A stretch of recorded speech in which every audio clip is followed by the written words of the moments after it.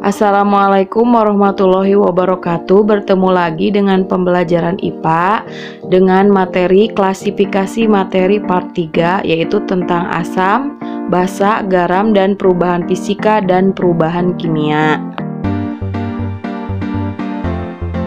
Kompetensi dasarnya 3.3 menjelaskan konsep campuran zat dan contoh perubahannya dalam kehidupan sehari-hari. Tujuan pembelajarannya, peserta didik dapat menjelaskan perbedaan asam, basa, dan garam. Peserta didik dapat menjelaskan tentang perubahan fisika dan perubahan kimia.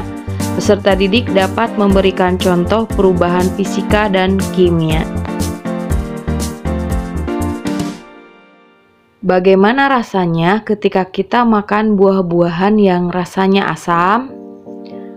Dan bagaimana rasanya sabun atau pencuci piring tak sengaja termakan oleh kita? Nah, larutan itu bersifat ada yang asam, ada yang basa, dan ada yang garam. Kita bahas tentang larutan asam. Larutan asam merupakan zat atau senyawa yang menyebabkan rasa masam pada berbagai materi. Berdasarkan asal terbentuknya, ada dua, yaitu ada asam organik dan ada asam anorganik.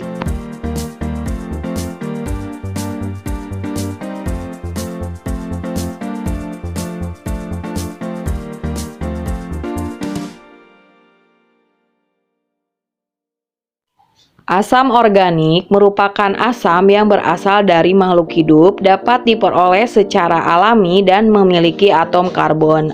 Sedangkan asam anorganik merupakan asam yang tidak berasal dari makhluk hidup, tidak mengandung atom karbon. Nah, apa saja ciri-ciri asam? Yang pertama, rasanya asam. Yang kedua, menimbulkan korosi. Yang ketiga, bisa merubah kertas lakmus biru menjadi merah. Dan kemudian yang keempat, pH-nya kurang dari 7. Larutan yang kedua adalah basa. Basa adalah zat atau senyawa yang dapat bereaksi dengan asam atau zat yang dalam air dapat menghasilkan ion hidroksida atau OH-. Kemudian basa adalah NaOH contohnya. Bisa NH4OH, CaOH 2 kali atau kalsium hidroksida, atau bisa juga contohnya aluminium hidroksida.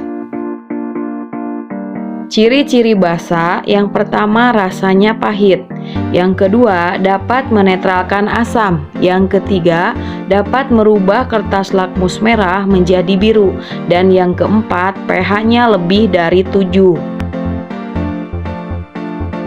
Larutan yang ketiga adalah garam. Garam adalah senyawa yang terbentuk dari hasil reaksi antara asam dan basa.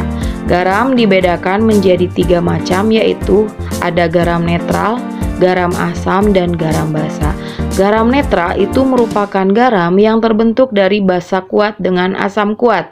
Kalau garam asam itu terbentuk dari basa lemah dengan asam kuat. Dan kalau garam basa terbentuk dari basa kuat dengan asam lemah. Yang selanjutnya adalah tentang perubahan fisika. Adalah perubahan zat yang tidak disertai dengan terbentuknya zat baru. Contohnya adalah air dipanaskan, kertas digunting, batu dibelah menjadi beberapa buah, kemudian kayu dibuat menjadi kursi. Sedangkan perubahan kimia adalah perubahan zat yang dapat menghasilkan zat baru yang berbeda dengan zat aslinya. Contohnya adalah singkong menjadi tape, kemudian adanya pembakaran kayu, makanan menjadi basi, perkaratan besi, dan lain sebagainya.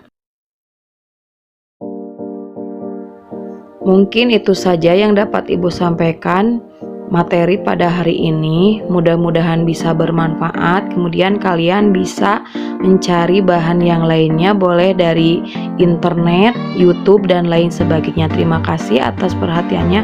Wassalamualaikum warahmatullahi wabarakatuh.